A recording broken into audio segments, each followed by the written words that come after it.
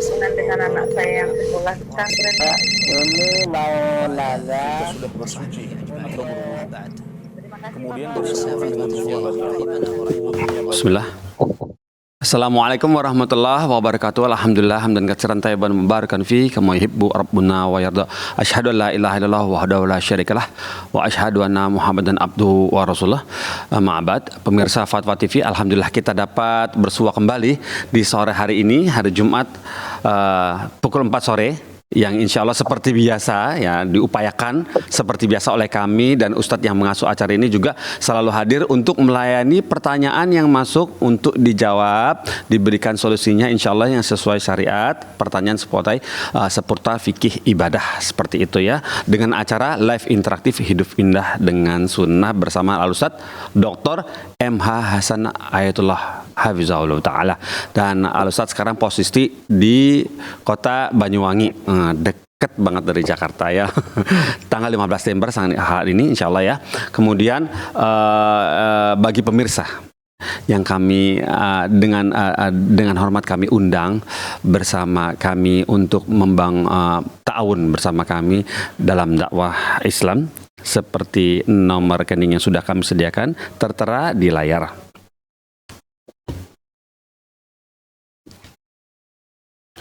Taib, alhamdulillah kami tunggu kabar baiknya. Sekarang kita tidak berpanjang lebar lagi. Saatnya menyapa Ustadznya. Assalamualaikum warahmatullahi wabarakatuh. Ustadz MH Hasan Ayatullah. Assalamualaikum warahmatullahi wabarakatuh. Ahlan bik Ustadz, Masya Allah. Bagaimana kabar antum Ustadz di Banyuwangi? Alhamdulillah sehat. Alhamdulillah. Antum dan juga seluruh pemirsa dalam keadaan baik dan sehat. Amin, barakallahu fikum Ustaz. Alhamdulillah, semoga sehat juga teman-teman di sini dan di kami. Sangat bersyukur kepada Allah, kemudian berterima kasih kepada antum yang rela meluangkan waktunya, mengganggu waktu berkunjung keluarganya, kita ganggu untuk menjawab pertanyaan-pertanyaan yang ada di dewanfatwa.com/tanyakan gitu. Cara bertanya ke website kami itu Ustaz, dewanfatwa.com/tanyakan. Nah gitu, nanti diisi pertanyaan begitu Ustaz. Barangkali ada yang mau bertanya, saudara-saudara antum, nanti antumnya sendiri yang jawab. Barakallahu fiikum Ustaz. Ustaz, di sore hari ini kami senang sekali Ustaz, dan seperti biasa kami, saya juga teman-teman yang ada di studio juga pemirsa insyaallah sangat butuh nasihat dari antum. Ingin sekali dapat peringatan dari antum. Semoga peringatan dan nasihat ini bermanfaat bagi kita semua di sini. Tafadhol ya Ustaz. Baik. Jazakumullah khairan. Bismillahirrahmanirrahim. Alhamdulillahirabbil alamin. Sallallahu wasallam wa baraka ala abdihi wa rasulih nabiyina Muhammad wa alihi wa sahbihi ajma'in. Amma ba'd. Kaum muslimin dan muslimat, pemirsa Fatwa TV rahimana wa rahimakumullah. Sebagai kalimat pembuka, kita berdoa kepada Allah Azza wa Jalla di sore hari Jumat ini agar Allah Azza wa Jalla melimpahkan kepada kita sifat istiqamah dan kita bisa aman dari fitnah, terus disiplin dan sabar dalam menerapkan sunnah. Karena tidak bisa dipungkiri bahwa orang yang mengenal sunnah semakin sedikit. Bukan hanya karena sunnah ini merupakan sesuatu yang dianggap asing, akan tetapi ditambah ada orang yang memang tidak suka, tidak ingin agar sunnah ini tersebar luas. Akan tetapi sebagaimana dijanjikan oleh Allah Subhanahu wa taala bahwa agama ini pasti akan masuk ke rumah-rumah kaum muslimin. Dan ini merupakan urusan Allah, maka kita pun demikian. Kita memiliki sebuah harapan besar bahwa sunnah ini akan diterima oleh kaum muslimin. Namun kita punya angan-angan jika Allah Subhanahu wa taala menjadikan kita termasuk bagian orang yang bisa menyebarkan dan berkontribusi untuk mengajarkan. Minimal kita merupakan orang-orang yang berada pada barisan ahli sunnah wal jamaah. Dan ini mengharuskan seseorang untuk sabar dan istiqamah menghadapi berbagai rintangan. Salah seorang ulama salaf menyatakan, ittabi' turuqal huda wa la yadurruka qillatus salikin. Hendaklah engkau pegang jalan hidayah ini sekalipun yang mengikuti sedikit, dan engkau jangan merasa dirugikan dengan sedikitnya jumlah orang yang mengikuti. Wa iyyaka wa turuqad dhalalah wala taghtar bi kathratil halikin, dan hati-hatilah kamu dari jalan kesesatan dan jangan tertipu dengan jumlah mayoritas orang yang mengerjakannya. Dan ada sebuah realita yang disampaikan beberapa ulama juga, termasuk di antaranya para ulama salaf seperti Abu Idris Al-Khawlani, dinukil dari beliau, dan beliau seorang tabi'in yang meninggal tahun 80-an kalau tidak salah, beliau 80 Hijriah. Beliau pernah mengatakan, ma ahdatsat ummatun bid'atan illa rafa'allahu an mithliha sunnatan. Tidaklah seorang atau sebuah masyarakat melaksanakan tindakan baru dalam agama yang tidak ada tuntunannya, melainkan Allah Azza wa Jalla akan sirnakan sebuah sunnah. Maka para ulama juga menyebutkan kenapa sunnah ini semakin asing, karena banyak orang yang tidak tahu dan menyebarkan yang tidak sunnah. Sebagaimana orang-orang juga banyak mempelajari hadis yang tidak sahih, sehingga mereka lupa dengan hadis-hadis yang sahih. Oleh karenanya banyak para ulama, mereka terdorong sadar untuk mengingatkan umat agar mereka melek terhadap hadis-hadis yang sahih, sehingga mereka disibukkan dari hadis-hadis yang tidak sahih. Dan ini menjadi PR dan tanggung jawab kita bersama. Semoga Allah Azza wa Jalla menjadikan kita sebagai salah satu pionirnya dalam menebarkan sunnah di bumi yang kita cintai. Wallahu a'lamu bis-shawab. Masya Allah, barakallahu fikum, seperti itu Ustadz ya. Ditambah ya, pertama udah terasing dan ditambah sekarang juga banyak orang yang membencinya juga. Ya bersabar ya Ustadz ya. Barakallahu fikum Ustadz atas nasihatnya. Semoga saya dan teman-teman juga pemirsa Fatwa TV yang menyaksikan acara ini bisa mengambil pelajaran dari apa yang sudah disampaikan oleh Ustadz Ayatullah. Pertanyaan pertama Ustadz sepertinya bisa kita mulai bacakan ini, tapi kita nantikan dulu. Seperti sudah masuk telepon atau tidak ada telepon? Kita bacakan pertanyaan yang masuk pertama dari Astuti. Astuti Mugiwati, Jawa Timur, Madiun. Begini bunyinya. Bismillah, assalamualaikum warahmatullahi wabarakatuh. Ustadz Ayat izin bertanya, apakah termasuk berpakaian yang baik dan bagus jika kita sholat di rumah? Baju yang kita kenakan itu semacam daster atau maaf mungkin baju santai gitu ya, baju santai lainnya dibalik mukena, yang dibalik mukena ya. Apakah ini diperbolehkan? Jazakallah khairan. Jazakumullah khairan. Iya, tidak mengapa. Bukan hanya karena di rumah, bahkan kalaupun di luar, seandainya dia sudah tutup badannya dengan satu helai kain yang tidak menampakkan di dalamnya, maka tidak mengapa. Apalagi kalau seandainya di dalam masih menggunakan pakaian rangkap. Sekalipun pakaian rangkap itu adalah pakaian santai, akan tetapi toh itu ditutup, maka tidak mengapa. Di zaman Nabi Shallallahu Alaihi Wasallam kita sering mendengar bahwa sebagian sahabat hanya memiliki satu helai kain, sampai Nabi Shallallahu Alaihi Wasallam menyatakan kepada Jabir bin Abdullah radhiyallahu anhu dalam hadis Muslim disebutkan, in kana wasi'an faltahif bihi wa in kana dhayiqan fattazir bih. Ketika Jabir bin Abdullah ingin salat bersama Nabi SAW, akhirnya salat di sebelahnya hanya menggunakan pakaian satu helai saja. Maka ditanya oleh Nabi SAW, ma hadha ya Jabir, ini apa-apaan? Dia mengatakan, qultu thawb, ini baju, maksudnya sempit memang, akhirnya aku pakai gaya seperti ini. Maka kata Nabi SAW, kalau luas maka pakai untuk berselimut, tetapi kalau sempit maka gunakan saja untuk bersarung. Karena kalau untuk berselimut khawatirnya pakaian yang sempit akan menyibak beberapa auratnya. Ini menunjukkan bahwa pakaian itu satu helai aja dan di dalamnya otomatis aurat, akan tetapi yang dijadikan ukuran bukan dilihat dari dalamnya, akan tapi dari luarnya. Sekalipun orang yang sedang sholat dan dia tidak menggunakan pakaian apapun selain sarung, lalu kalau dia dilihat dari bawah akan kelihatan, atau dilihat dari atas, misalkan orang yang menggunakan jubah tapi betul-betul satu helai saja, jubah aja dalamnya kosong misalkan, lalu jubah itu memiliki rongga yang agak luas. Ini dibahas oleh Syekh Albani dalam kitab Sifat Salat Nabi SAW. Beliau katakan seandainya ada orang menggunakan pakaian lebar, lalu pakaian lebar itu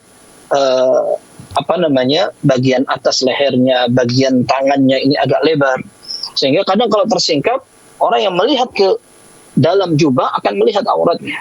Iya. Maka tidak mengapa selama sebenarnya aurat itu kalau dilihat dari luar tidak tersingkap, tidak mengapa. Apalagi masih menggunakan pakaian rangkap lagi. Allahu a'lam bishawab. Alhamdulillah seperti itu Ustaz ya jawabannya. Jadi Ibu Astuti tadi yang bertanya di Madiun dibolehkan. Yang penting pakaian luarnya bagus dan rapi dan terlihat bagus gitu ya, tidak terlihat auratnya. Gitu kata Ustadz MH Ayatullah. Dan sekarang pertanyaan berikut dari telepon nih maksudnya. Sekarang dari telepon kita coba sapa. Assalamualaikum Fatwa TV. Waalaikumsalam. Ya, Bapak Jeffrey di Tasikmalaya betul ya? Betul Mas Pongki. Ya, silakan Bapak Jeffrey. Ya, Assalamualaikum Ustaz. Waalaikumsalam warahmatullahi wabarakatuh. Silakan. Ini saya mengulangi pertanyaan saya minggu yang lalu karena terputus Ustaz. Sekarang saya ulang lagi karena saat itu saya ulang beberapa kali tapi susah masuknya. Masya Allah. Apa tuh kalau boleh? Dapat pahala. Coba Pak Jeffrey. Amin. Nah, makanya nih saya ulang lagi soalnya itu terputus mengenai beberapa bulan yang lalu Ustaz. Saudara saya sakit. Jadi waktu itu hendak ditindak, katakanlah mau dioperasi gitu Ustaz. Kurang lebih jam 2 setelah lohor. Jadi sebelum jam 2 itu, sebelum jam 2 dioperasi, saya menyarankan sholatnya dijamak antara lohor dengan asar. Karena estimasi waktu beroperasi itu dari kurang lebih 2 jam atau sampai 3 jam. Berarti kalau jam 2 tentu sampai jam 5 diperkirakan sebelum maghrib. Tentu takut lewat sholat asarnya. Yeah. Nah, yang saya tanyakan, saya menyarankan kepada saudara tersebut, apakah itu afdol yang dilakukan saudara atau saya keliru dalam menyarankan seperti itu Ustaz? Oh, status nasihatnya. Ya, baiklah Ya. Bapak Jeffrey, semoga nanti ada lagi? Nih, Ustaz. Oh, boleh silakan. Satu lagi apa? Nah, satu lagi mengenai kunut nazilah Ustaz. Ya. Kunut nazilah semenjak di Palestina saudara kita yang digempur ini, setiap masjid khususnya tadi di hari Jumat imam selalu membaca kunut nazilah setelah sebelum ruku di rakaat kedua itu Ustaz. Yang mau saya tanyakan, apakah kunut nazilah tersebut bisa kita lakukan sendirian? Manakala kita ada musibah, kita yang memanjatkan diri sendiri atas musibah yang kita jalankan ini, atas musibah yang kita lakukan ini, yang kita hadapin ini, lalu kita yang kunut nazilah sendiri gitu Ustaz. Atas jawabannya dan masukannya, sarannya, terima kasih. Assalamualaikum warahmatullahi wabarakatuh. Waalaikumsalam warahmatullahi wabarakatuh Bapak Jeffrey. Terima kasih sudah telepon ke Fatwa TV. Bisa dimonitor ya Ustaz ya, dua-duanya pertanyaannya. Baik. Jelas ya? Ya. Tafadhol Ustaz. Iya, yang pertama adalah jamak, menggabungkan antara dua sholat zuhur dan asar itu betul. Ya, jadi nasihatnya sudah tepat dan memang sarannya orang yang akan operasi dia kan nggak ngerti sampai seberapa, dan kalaupun dia selesai operasi sebelum habis waktu asar mungkin juga dalam kondisi capek sekali, kemudian sudah tidak bisa lagi untuk ke kamar mandi, pemulihan, dan ya kemungkinan juga akan berat sekali. Maka yang paling tepat dia jamak, betul sudah itu jamak antara zuhur dan asar tapi tidak qasar ya. Tidak qasar kalau memang dia ini tinggal di tempat domisili, rumah sakitnya juga di sekitar itu, tidak perlu safar atau perjalanan jauh lebih dari 80 kilo, maka dia menjamak saja, tidak qasar, tidak sholat 2 rakaat, akan tapi 4 rakaat seperti itu. Tapi kalau seandainya tidak, misalkan orangnya tidak puas, tidak mantap, atau belum tahu tentang syariat untuk menjamak sholat, menggabungkan zuhur dan asar, ya sudah, tinggal nanti sholat asarnya dilakukan pada waktunya. Kalau ternyata dia belum sadar atau sadar tapi belum bisa karena masih lemah sekali, pengaruh obat dan seterusnya, ya sudah, dia sholat sebisanya pada saat dia sudah sadar, seperti itu. Ya. Allahu a'lam. Ya, kemudian yang kedua kunut nazilah ya. Boleh buat diri sendiri atau tidak? Dan Nabi SAW dulu pernah mengerjakan ketika kaum muslimin ditimpa musibah, kemudian diserang sama kaum musyrikin, sampai Nabi SAW doakan person orang-orang yang membunuh dan menyiksa kaum muslimin itu. Tapi sekarang permasalahannya apa? Kita kerjakan atau tidak? Nah, ini sebenarnya menjadi ranah khilaf dan ijtihad para ulama. Sebagian mereka mengatakan bahwa qunut itu hanya di sholat-sholat jahriyah saja, sholat-sholat yang menggunakan suara keras, tidak dilakukan pada sholat-sholat yang lirik. Tapi ada juga yang mengatakan bahwa qunut itu sama dilakukan di sholat-sholat yang sir juga, yang dilakukan dengan suara lirik seperti zuhur dan asar.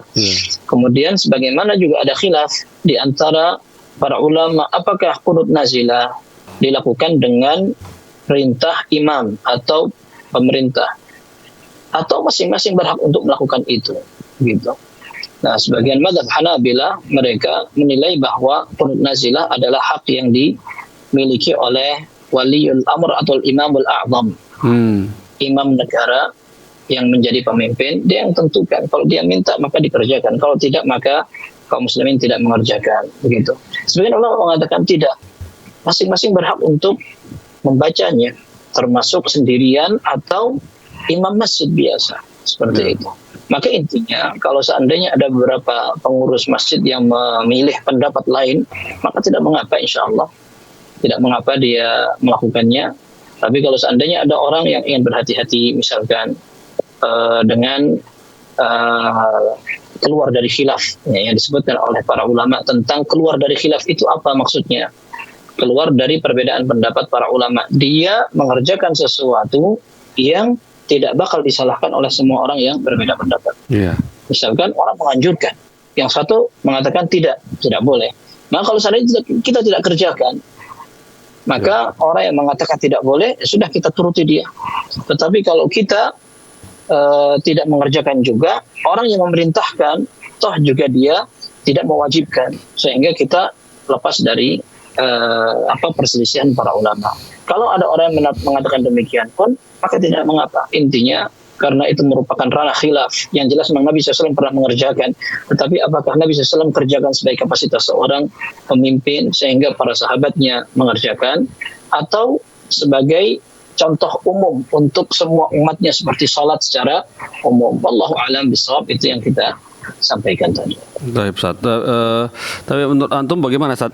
Apakah sudah sampai Ustaz pesan antum kepada yang maksudnya dari Pak Jeffrey tadi, bahwa jika Pak Jeffrey punya masalah pribadi, beliau qunut nazilah sendiri untuk pribadinya, masalahnya sendiri, itu berarti salah ya, Ustaz ya?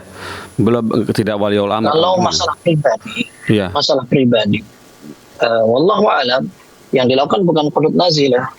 Apa dong? Tapi berdoa aja agar masalah pribadinya diselesaikan. Iya, bukan qunut nazilah, karena qunut nazilah biasanya dilakukan pada saat kaum muslimin mendapatkan sebuah musibah. Sifatnya ya. Wallahu a'lam. Sifatnya global ya, Ustaz ya, global, dan di instruksi ada instruksi dari negara begitu ya, dari pemimpin besar begitu, Ustaz ya. Itu menurut pendapat sebagian mazhab. Iya, begitu Ustaz ya. Baiklah. Tapi Ustaz, insyaallah semoga Pak Jeffrey bisa paham nih. Dan sini sudah masuk lagi penelpon baru dari Kalimantan Timur, kita coba sapa. Oh, terputus qadarullah. Pak Mukhlis, kami tunggu telepon kembalinya ya, Pak ya. Kami tunggu, insya Allah masih ada waktu. Sekarang kita bacakan pertanyaan dari website. Dari Syaifa di Kudus, Kabupaten Kudus, Jawa Tengah. Begini bunyinya. Bismillah, assalamualaikum warahmatullahi wabarakatuh. Ustaz Ayat, assalamualaikum. Ustaz, bagaimana hukumnya tenaga medis? Bagaimana hukumnya tenaga medis perempuan yang bertugas di ruang operasi, di mana baju operasi yang dikenakan wajib berlengan pendek dan bercelana, agar memaksimalkan sterilisasi ruangan dan keamanan pasien. Dan saat bertugas harus dalam tim yang ada di dalamnya laki-laki non mahram. Jazakumullah khairan. Baik. Pertanyaan ini sering disampaikan dan jawaban orang pun sudah banyak. Tetapi anak ingin menyimpulkan saja bahwa kita perlu membedakan antara kondisi darurat dengan kondisi bebas. Ketika seorang dalam kondisi darurat, tidak ada lagi perawat, tenaga medis, atau yang bisa menangani kondisi kesehatan orang yang sudah dalam kondisi parah. Atau ada lagi kondisi yang masih tidak sampai ke dalam kondisi yang mengerikan, akan tetapi memang di tempat itu tidak ada lagi yang lain selain dia, wallahu alam, maka ini bisa dikatakan dalam kondisi yang darurat. Para ulama mengatakan dokter perempuan memeriksa memeriksa pasien laki-laki atau sebaliknya, dokter laki-laki memeriksa pasien perempuan tidak apa-apa. Demikian pula kasus-kasus yang ditanyakan tadi. Kalau seandainya dalam kondisi darurat, maka seorang mau tidak mau, seperti ada kecelakaan di jalan, mau tidak mau harus segera ditolong. Kemudian yang menolong tidak ada semua yang laki, semuanya campur, perempuan, laki, nolong, dan memang korbannya pun juga ada yang laki, ada yang perempuan, dan semuanya harus ditolong. Nah, ini urusan lain. Dan para sahabat ketika mereka berjihad, sahabiyah, para sahabiyah atau sahabat-sahabat wanita, mereka juga menjadi perawatnya untuk mengobati orang-orang yang terluka. Karena memang tidak ada yang lain seperti itu. Akan tetapi pada saat seorang masih bisa memilih, maka syariat berlaku. Syariat berlaku. Seperti menutup aurat. Gimana? Orang mau beralasan dengan profesi lalu dia melanggar syariat, kan tidak bisa.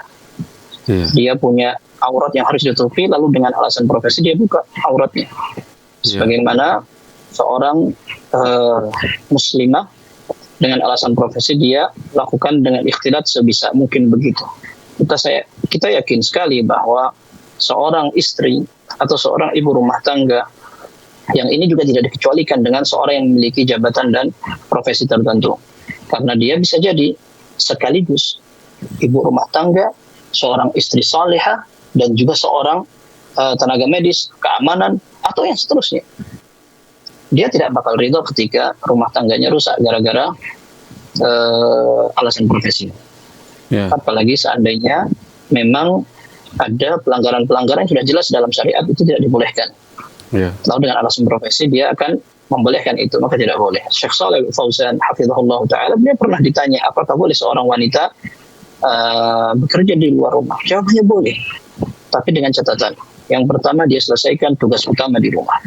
Yang kedua, dia memang dibutuhkan, bukan hanya sekedar dia mencari hiburan di luar rumah. Yang ketiga, tempat kerjanya tidak menjerumuskan ke dalam larangan seperti ikhtilaf campur-campur dan semacam seperti itu. Wallahu a'lam bishawab. Masya Allah, barakallahu fikum. Seperti itu ya Ustaz ya, untuk beberapa situasi darurat Islam itu memudahkan ya Ustaz untuk situasi darurat seperti itu. Tapi sebaiknya kalau ada pilihan profesi lain ya Ustaz ya, seperti itu. Insya Allah bumi Allah luas dan masih banyak pekerjaan yang lain. Dan ini masuk lagi telepon yang tadi bukan terputus. Pekerjaan yang lain, pekerjaan tetap aja itu, tetapi metodenya aja yang dan sebenarnya semua orang sudah tahu apa yang mereka larang-larang untuk menutup aurat itu akhirnya mereka kerjakan pada saat mereka semua harus mau tidak mau menutup, seperti kemarin corona.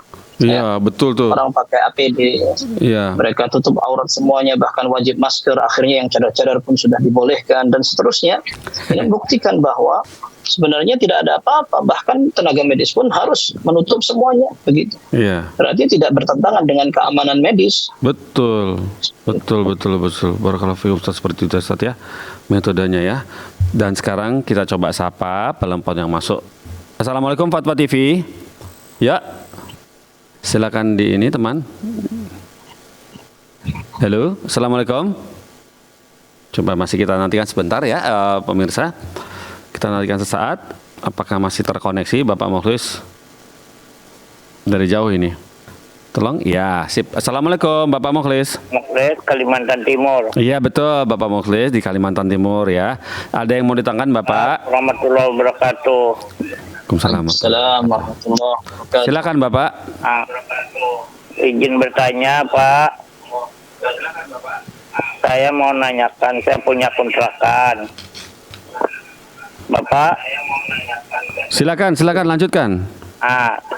Dapat kadang-kadang dapat 500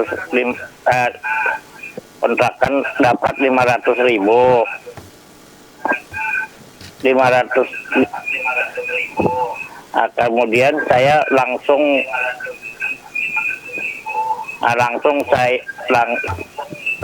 saya sedekahkan atau keluarkan zakat malnya.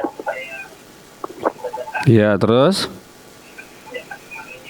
Ya sekitar 30.000. Ya. Apakah itu sudah gugur kewajiban saya?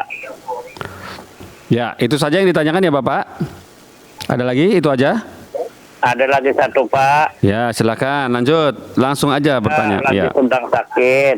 Bagaimana Bapak ulang? Saya sedang sakit Pak ya. Nah, saya kan tidak bisa ngambil air uduk. Saya tidak bisa. Nah, kemudian saya tayamum dengan bantal.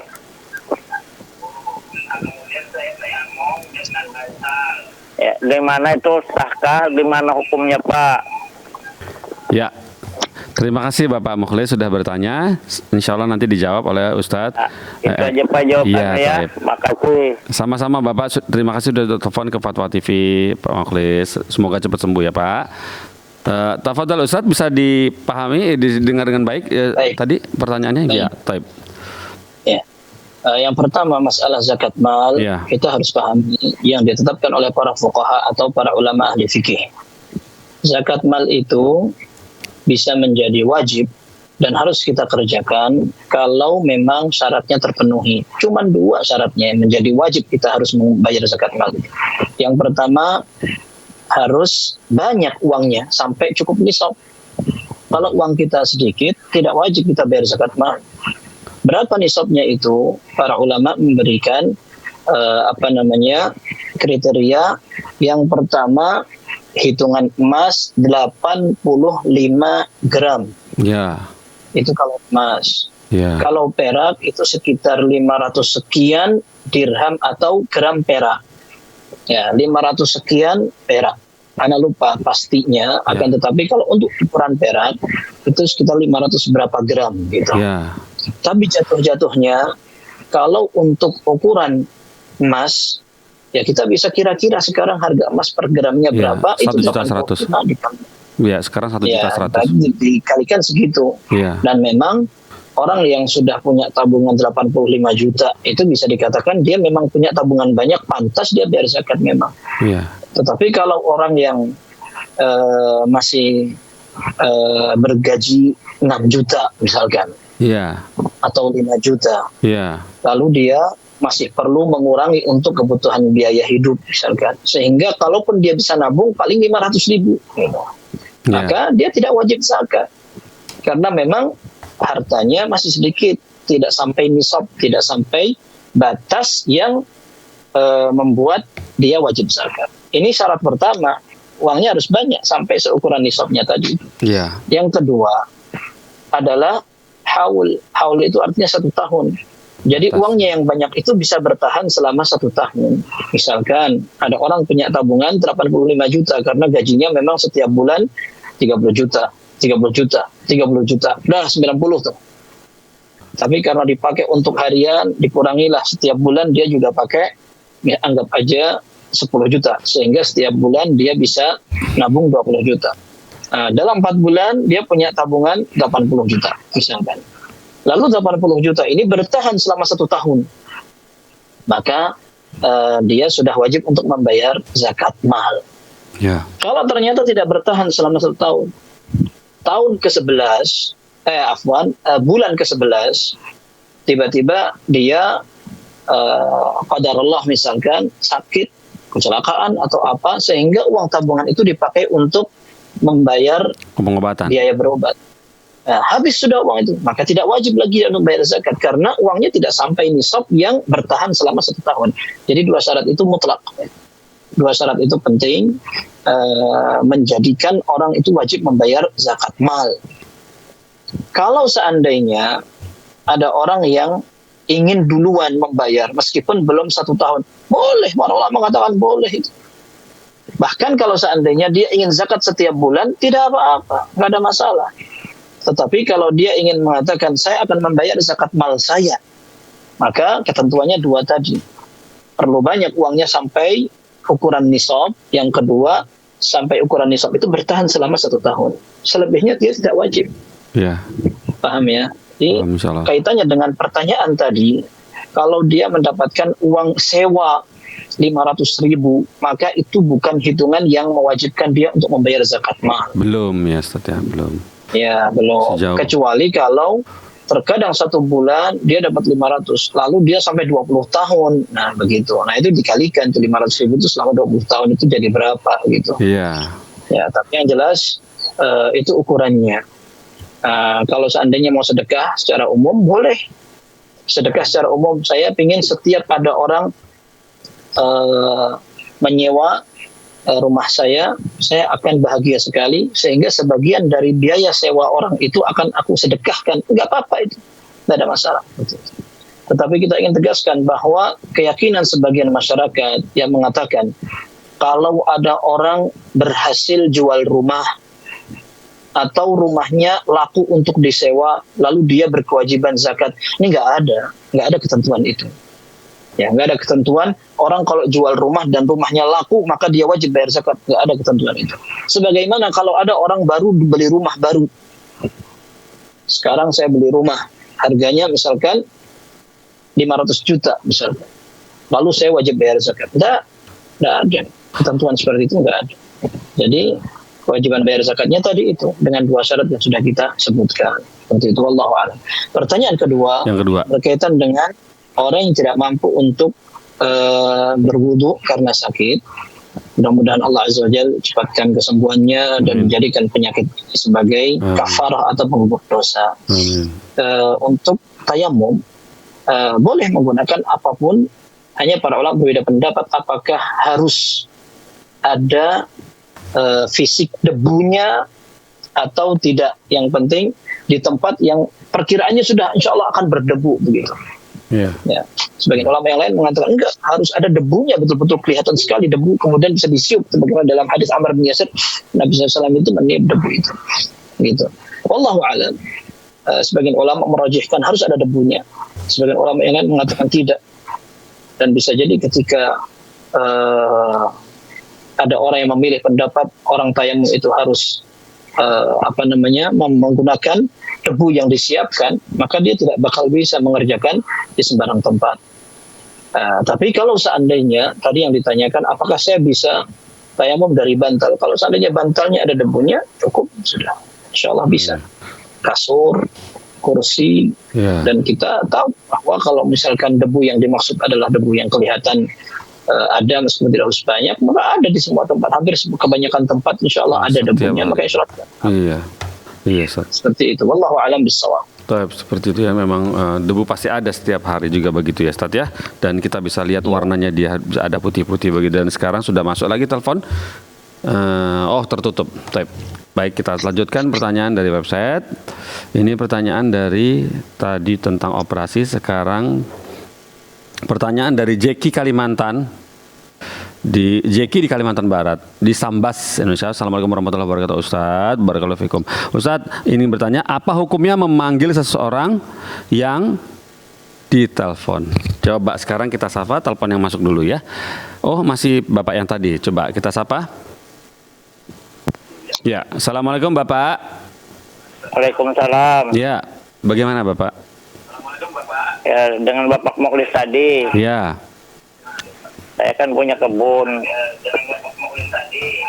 Saya punya kebun kelapa sawit. Nah, itu kebun itu saya tidak jarang memupuk, tidak pakai pengairan.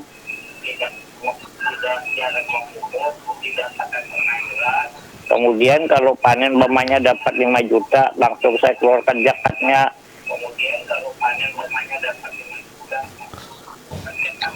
Kalau tidak dikeluarkan takut saya habis gitu loh. Begitu. Itu bagaimana hukumnya? Ya, Bapak. Sebentar ya, itu saya ditanyakan ya. Terima kasih Bapak sudah telepon ke Fatwa TV. Ya. Ustadz, bagaimana bisa dipahami jelas cukup ya saudara suaranya? Ini masih seperti yang tadi tentang zakat. Sepertinya perlu diperingkas supaya Bapak Mukhlis ini belum paham sepertinya. 5 juta saat panen ya. Beda lagi. Tadi beda pertanyaannya. Tadi kan kalau punya kos-kosan. Oh iya, sekarang beda kebun. Sawit lagi sekarang. Kebun ya. Ya, sebelumnya para ulama juga berbeda pendapat apakah setiap hasil bumi dizakati atau tidak. Ya.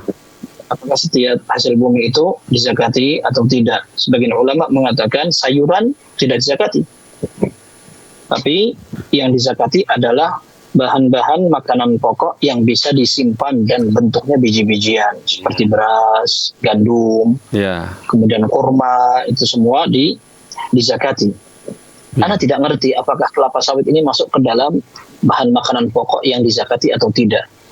Bisa ditanyakan ke yang lain, akan tetapi secara umum ini khilaf para ulama. Yang pertama, tidak semua dizakati dari hasil panen. Kalau seandainya itu termasuk kriteria yang harus dizakati, berarti dilihat lagi kaidah berikutnya. Kalau sebuah tanaman diberikan pengairan pribadi, maka nanti zakatnya bisa 1/20. Tetapi kalau seandainya tadi disebutkan pengairannya tidak terlalu menyusahkan, itu cukup pakai air hujan aja, maka nanti zakatnya 1/10 dari hasil panen. Tetapi apakah setiap hasil perkebunan dan tanaman dizakati? Wallahu a'lam, itu juga perlu nisab, perlu jumlah bilangan. Kalau seandainya hasil panennya banyak, baru dizakati. Kalau sedikit, dizakati habis itu. Maka wallahu a'lam, ada sebuah hadis yang mengatakan laisa fi ma duna khamsati awsuqin sadaqah. Kalau kurang dari 5 wasak, maka tidak wajib untuk sedekah atau zakat dari hasil tanaman tadi. Nah, 5 wasak itu sekitar 600 kilo. 600 kilo. Kalau sampai 600 kilo, berarti nanti dikeluarkan zakatnya. Kalau seandainya tidak sampai, orang baru panennya apa, misalkan cabai berapa, 1 plastik aja, dizakatin hilang, itu sudah habis. Jadi yang dizakati adalah khamsatu awsuq, 5 wasak. 5 wasak itu kira-kira 600 kilo. Itu sepaham ana seperti itu. Jadi sebagaimana zakat mal perlu 2 syarat, yaitu uangnya harus banyak dan sampai nisab, hitungan yang mewajibkan dia zakat. Yang kedua, harus bertahan selama 1 tahun. Nah, ini juga sama. Ya, yang pertama adalah apakah tanaman itu memang termasuk bagian yang diwajibkan zakatnya. Kemudian berikutnya, apakah banyak atau tidak.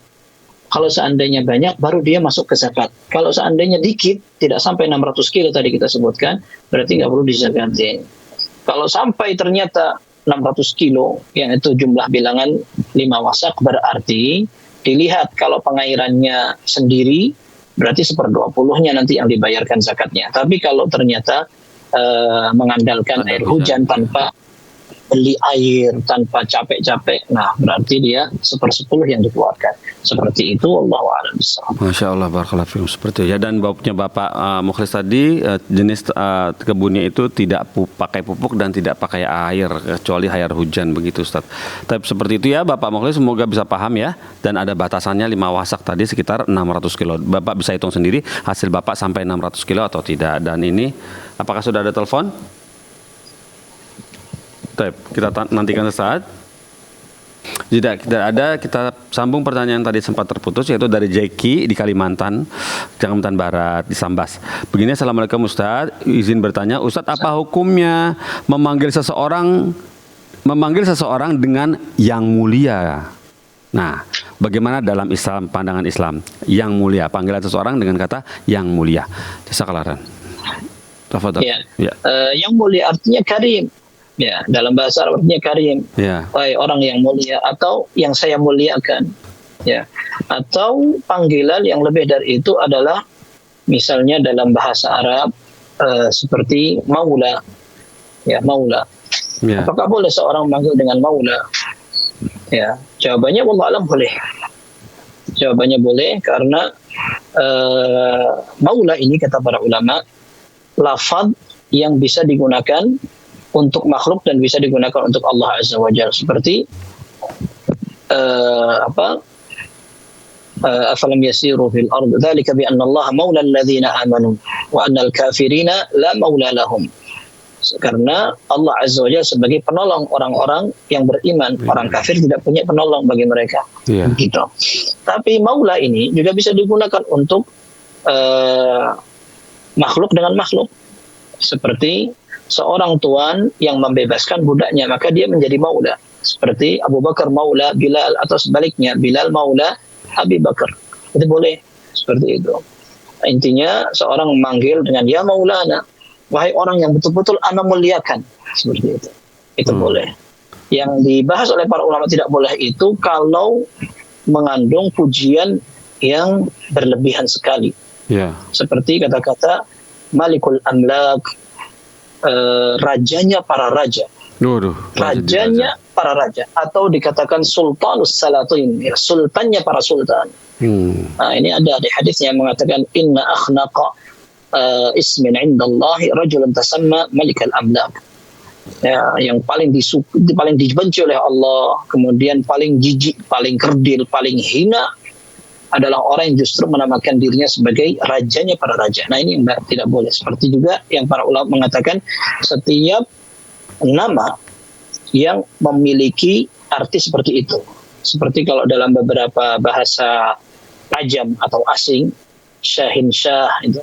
Syahin Syah itu seperti yang sama itu. Dia adalah raja di raja, betul-betul mulia sekali gitu. Nah, ini berlebihan. Ini baru dilarang. Tapi kalau seandainya ada orang yang mengatakan seperti panggilan untuk pejabat yang mulia seperti itu, wallahu a'lam, mudah-mudahan tidak mengapa. Seperti itu, wallahu a'lam bissawab. Ya, Masya Allah, barakallahu. Oh ya, Ustaz. Yang dosana itu dari sisi siapa, Ustaz? Yang berdosa dari sisi dari orang yang dipanggil raja di raja itu atau orang yang memanggil? Dosanya dari sisi. Kalau seandainya orang yang dipanggil juga dia rela, apalagi dia yang atur-atur. Oh iya. Kalau panggil anak di kantor anak harus kayak begitu. Nanti tidak ada bedanya. Oh iya. Dua-duanya kena ya, Ustaz ya. Baiklah, Ustaz, barakallahu fikum. Kemudian ini kita lanjutkan pertanyaan berikutnya dari giliran dari Ersita. Ersita di Jakarta Selatan, begini bunyinya. Bismillah, Afwan Ustaz, izin bertanya, gimanakah caranya untuk menghilangkan trauma menurut agama yang beberapa kali terjadi dengan beberapa kejadian yang berbeda-beda menimpa saya? Menghilangkan trauma menurut agama Islam yang beberapa kali sering terjadi, kejadian yang berbeda-beda ini menimpa saya. Mohon bantuannya Ustaz, syukran jazakallahu khairan. Barakallahu fiik. Ya. Kalau dilihat dari bahasa ya, trauma ini lebih identik ke bahasa medis atau bahasa psikologi. Dalam bahasa Arab, wallahu alam sering artikan atau diistilahkan dengan sudmah nafsiyah. Orang yang kena pukulan telak tapi dari sisi mental. Itu orang trauma seperti itu. Seperti pernah mau diancam bunuh atau mau waliyadzubillah perkosa misalkan, atau ada orang yang pernah naik kendaraan ketakutan lah begitu. Nah, wallahu alam, kalau pengobatan secara detail dan rinci maupun secara khusus, detailnya Anda belum tahu. Akan tetapi secara umum kita harus paham bahwa yang dipikirkan oleh orang-orang trauma adalah karena galau, sedih, dan dia terganggu dengan pikirannya itu. Dan kita perlu paham bahwa syaitan berusaha agar manusia bisa sedih. Ini disampaikan para ulama berdasar sebuah hadis yang sahih. Nabi SAW menyatakan, "Idza kuntum thalathah fala yatanajas dzani duna ats-tsalits hatta takhtalitu bin nas min ajli anna dzalika yuhzinuhu." Jangan, apabila kalian bertiga, maka jangan yang dua bersik-bisik, yang tiga tidak diajak bicara. Kalian jangan seperti itu. Sampai kalian betul-betul kumpul sama orang banyak. Kalau mau berduaan ngobrol tidak ada masalah karena yang lain banyak gitu. Karena seperti itu bisa menyedihkan. Nah, dalam Al-Qur'an dikatakan innaman najwa minasyaiton liyahzunal ladzina amanu. Sungguhnya kata-kata yang disembunyikan, bisik-bisik dan seterusnya itu dari setan. Agar orang beriman mereka bisa sedih. Bahkan ada sebuah hadis sahih mengatakan ru'ya huznin minasyaiton atau yuhdithuhu syaitan. Mimpi yang membuat orang kepikiran galau, sedih dan seterusnya itu adalah dari setan. Jadi orang trauma akan terus diperdaya syaitan sehingga dia tidak tenang untuk beraktivitas, terlebihnya adalah untuk beribadah. Maka caranya adalah dihilangkan itu, harus diperangi. Maka caranya adalah dia berupaya untuk menenangkan diri dengan tata cara syariat. Yang pertama bisa dengan membaca Al-Quran. Baca Al-Quran adalah zikir terbaik. Allah mengatakan, ala bi dzikrillahi tatma'innul qulub. Sungguhnya ingat dengan zikir kepada Allah hati ini bisa menjadi tenang.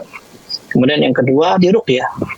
ruqyah atau pengobatan dengan tata cara syar'i membaca Al-Quran itu bukan khusus untuk orang yang kemasukan jin, tidak.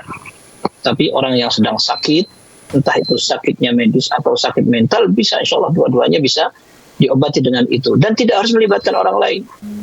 Membaca sendiri pun bisa dengan membaca surat Al-Baqarah, ayat kursi, Al-Ikhlas, Al-Falaq, An-Nas, kemudian 2 ayat terakhir surat Al-Baqarah, dan seterusnya. Itu bisa kita baca untuk upaya penyembuhan atau ruqyah syar'iyah, seperti itu. Kemudian berikutnya, jauhi tempat-tempat yang memang membuat orang trauma kembali. Seperti misalkan, kalau traumanya adalah dari tempat yang tinggi, ya jangan dekat-dekat melihat ke bawah. Kemudian ketika dia trauma di kendaraan, khawatir tertabrak, ya sudah, tinggal gampang aja dia tidak naik yang menanggung resiko besar, kendaraan yang menanggung resiko besar. Seperti itu. Tetapi tentu itu semua tidak perlu membuat dia dihantui oleh perasaan-perasaan. Ya. Dan beberapa orang psikolog mengatakan sibukkan dengan hal-hal positif. Disibukkan dengan ibadah, baca Al-Quran. Ketika ada pikiran-pikiran yang tidak ada manfaatnya, palingkan istighfar, palingkan. Bisa dengan olahraga juga, seperti yang disampaikan oleh ahli-ahli psikologis, seperti itu. Bisa disibukkan dengan olahraga dan semacamnya. Selebihnya kita serahkan kepada Allah Subhanahu wa taala dan jangan dihantui, diperbudak dengan perasaan. Seperti itu. Wallahu a'lam bishawab. Masya Allah, barakallahu fikum Ustaz. Jadi masih banyak ya cara kita berpaling dari kesedihan-kesedihan yang berlarut. Dan ini sudah masuk telepon, kita coba sapa. Assalamualaikum, Fatwa TV. Waalaikumsalam. Ya, dari Sumatera Barat ya, Bapak di Sumatera Barat, betul? Iya Pak, betul. Baik, silakan ditanyakan pertanyaannya. Assalamualaikum Ustaz. Waalaikumsalam warahmatullahi wabarakatuh.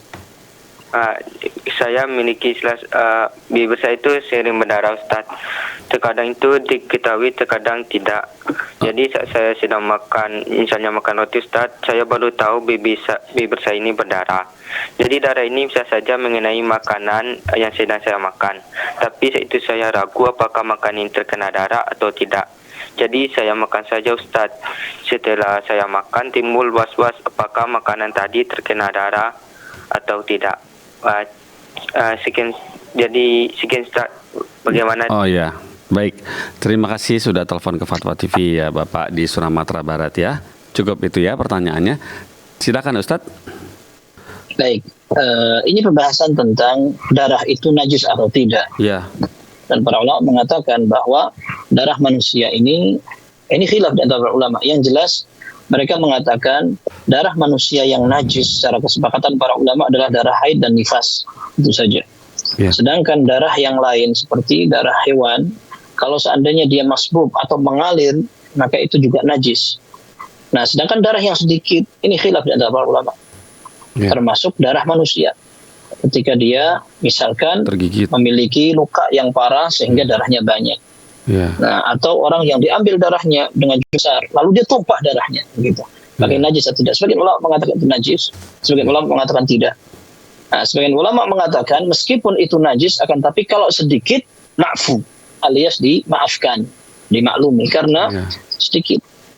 Ya, maka wallahu a'lam, darah yang keluar dari bibir, gusi, atau dari orang yang habis cabut gigi misalkan, itu kan sedikit. Maka wallahu alam itu termasuk darah yang mudah-mudahan bisa dimaklumi. Apalagi tadi kalau makan kesenggol akhirnya keluar darah sedikit, maka insya Allah ini tidak mengapa. Wallahu alam bishawab. Otomatis tidak perlu was-was lagi. Apakah makanan tadi terkena atau tidak. Kalaupun terkena tidak banyak itu. Tidak sampai mengambil posisi seperti stroberi merah banget karena darah anak yang tadi keluar lebih banyak, enggak, insya Allah. Itu pun kalau keluar sedikit, maka tidak perlu menjadi penyebab was-was. Akhirnya nanti saya dosa atau tidak, hukum makanan saya, tidak perlu seperti itu. Ya, Masya Allah, seperti itu ya. Jadi tenang saja, insya Allah. Jika cuma darah dari bibir, insya Allah itu cuma sedikit dan tidak masalah. Kemudian Ustadz, pertanyaan berikut datang dari Abdullah di Kota Singkawang, Kalimantan Barat, begini bunyinya. Assalamualaikum Ustaz Ayat, bagaimana caranya kita mengingat bagaimana caranya kita mengingatkan pengurus masjid yang masih suka menyetel murotal Al-Quran sebelum azan dengan pengeras suara? Biasanya sekitar 30 menit sebelum azan. Mereka sudah menyetel murotal itu, yang tentu suaranya sangat mengganggu sekali sebab rumah saya bertetangga dengan masjid. Sudah dijelaskan larangannya dengan ayat Al-Quran surat Al-A'raf 205. Hadis dosa besar mengganggu tetangga dan hadis orang yang bangkrut pada hari kiamat. Jazakumullah khairan Ustaz, mohon nasihatnya. Baik. Ana jawab dari sisi pertanyaan bagaimana cara menasihati orang yang mengganggu kita. Kita katakan bahwa bagaimanapun juga selama kita masih dalam level yang sama, salah satu individu masyarakat maupun sesama rakyat biasa, maka wewenang kita hanyalah memberikan nasihat. Kalau nasihat itu diterima, kita bersyukur kepada Allah. Tetapi kalau tidak, maka tidak ada yang bisa kita kerjakan selain kita berdoa semoga Allah buka hatinya. Kalau seandainya masih terjadi hal-hal yang merugikan, maka bisa minta perantara orang lain agar lebih bisa memberikan masukan. Intinya agar tindakan yang bisa mengganggu orang lain atau merugikan itu bisa dihindari, seperti itu. Adapun melakukan langkah-langkah lain, tindakan yang lebih tegas dan keras, itu bukan wewenang sesama individu masyarakat atau sesama rakyat biasa. Akan tetapi itu kewenangan pihak yang memang berwajib dan yang berwenang, berkompeten dalam hal itu, pengurusan tempat-tempat umum, ibadah dan seterusnya. Jadi intinya itu yang bisa anak kasih jawaban. Baik Ustaz, barakallahu fikum Ustaz, seperti itu ya. Jadi minta bantuan orang lain yang mungkin sebagai pejabat di daerah situ, misalnya pejabat setempat ya. Kemudian ini pertanyaan berikutnya datang dari Bapak Zainal ya. Zainal Bisri, Bapak Zainal Bisri di Lubuk Linggau, Sumatera Selatan, begini bunyinya. Assalamualaikum Ustaz, izin bertanya, mohon diceritakan sejarah Nabi Khidir setelah berpisah dari Nabi Musa. Jazakallahu khairan. Jazakumullah khairan. Iya. Wallahu a'lam, kisah ini memang jarang diceritakan orang dan bisa jadi memang tidak ada yang menceritakan. Ya. Tapi ada pelajaran yang lebih penting dari itu. Ibnu Katsir rahimahullah, beliau menyebutkan tentang faedah atau pelajaran penting yang diambil dari kisah pertemuan Nabi Musa dengan Khidir. Beliau lalu mengatakan, wa aktsarul qussas wal mufassirin yadhkuruna asya'a la dalila laha wa innama ya'tamiduna ala al-isra'iliyat wa aktsaruha kadhib wa aktsaruha ma la manfa'ata fihi. Ya, kata beliau, kebanyakan orang-orang yang pemberi nasihat ini yang dikatakan khusus itu bukan ahli dongeng, akan tapi khusus atau ahli kisah itu dari dulu disebut sebagai orang yang suka memberi nasihat dan mengingatkan. Nah, ini maksudnya khusus itu artinya adalah orang yang memberikan nasihat kepada masyarakat. Atau mufassirin, orang-orang ahli tafsir. Kebanyakan mereka menyebutkan beberapa tafsiran secara detail tentang kejadian kisah-kisah tafsir, tapi tidak ada dalilnya. Kebanyakan hanya berlandaskan kisah Israiliyat yang diambil dari Ahlul Kitab, kemudian kebanyakannya ternyata dusta dan tidak ada manfaatnya. Contohnya apa? Disebutkan oleh Ibnu Katsir rahimahullah, contohnya adalah apa warna dari anjingnya Ashabul Kahfi. Kemudian namanya siapa? Ada yang mengatakan namanya Qitmir. Warnanya ini gitu. Baik. Orang yang beriman, dia perlu memikirkan apa manfaat dari membahas itu. Apakah ada kaitannya dengan ibadah dia? Kalau warnanya coklat, merah, kuning dan seterusnya, apakah ibadahnya jadi berbeda? Nah, maka kata Ibnu Katsir rahimahullah, kebanyakan orang disibukkan dengan sesuatu yang bermanfaat. Yeah. Sementara yang bermanfaat kita lupakan. Yeah. Apa coba manfaat dari kisah yang disebut dari kisah Nabi Musa dengan Khidir? Banyak, tapi kita mungkin tidak praktekkan. Contoh yang pertama, semangat orang untuk belajar. Kita masih malas-malasan belajar, mau cari ini ceritanya gimana tentang Nabi Khidir setelah itu. Apakah dia berubah menjadi raja, menjadi nabi dan seterusnya. Yang jelas dia datang ke Indonesia, tidak ada dalilnya. Kemudian yang kedua, kisah ketawaduan Nabi Musa. Para ulama mengatakan Nabi Musa lebih afdal dari Khidir. Jelas itu. Itu pun seandainya Khidir ada seorang nabi, karena para ulama khilaf apakah dia nabi atau wali. Dan banyak merajihkan, menguatkan bahwa Khidir adalah seorang wali, bukan nabi. Akan tetapi biarpun dia seorang nabi, Nabi Musa lebih afdal karena dia ulul azam, kemudian dia seorang yang pengikutnya paling banyak setelah Nabi SAW. Pun demikian, Nabi Musa datang ke Khidir untuk belajar. Berikutnya, sopannya seorang penuntut ilmu kepada gurunya. Dia mengatakan dalam surat Al-Kahfi, "Hal attabi'uka 'ala an tu'allimani mimma 'ullimta rusyda?" Boleh enggak aku ikut antum? Jadi murid itu harus sopan kepada gurunya, bukan nuntut, memviralkan, apalagi sampai gurunya dibuldas seterusnya seperti zaman sekarang. Kemudian berikutnya ada juga bagaimana Nabi Musa menisbatkan ilmu kepada Allah. Mimma 'ullimta, engkau wahai Khidir diajari oleh Allah. Ana ingin belajar dari ilmu yang Allah ajarkan kepada engkau. Ini yang jarang diyakini atau dimiliki oleh orang sekarang. Wah, ini saya sudah nulis, saya sudah teliti, saya sudah pintar, saya sudah pakar, dan seterusnya.